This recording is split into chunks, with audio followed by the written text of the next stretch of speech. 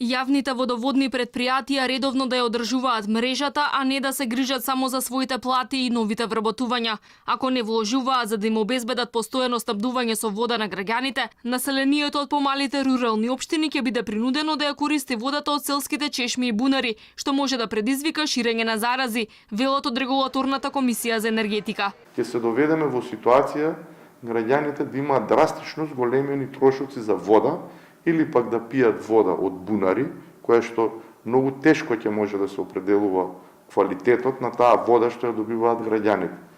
А со концептот на овие водоводни предпријатија тие имаат обврска секојдневно да го проверуваат квалитетот на водата која што испорачуваат до граѓаните. Регулаторната комисија за енергетика во наредниот период ќе ги ревидира најниските и највисоките цени на водата за околу 36 општини, кај некои од нив ќе има поскапувања, но нема да бидат високи, велат од регулаторна.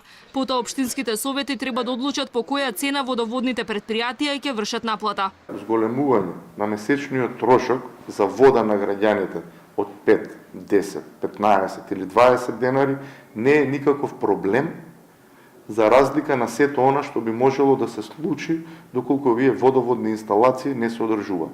И додека граѓаните во некои општини чекаат редовно снабдување со чиста вода за пиење, водоводните и комуналните предпријатија во изминатава година распишуваа бројни огласи за нови вработувања, за пополнување на работни места, од инкасатори и водоинсталатори до секторски раководители.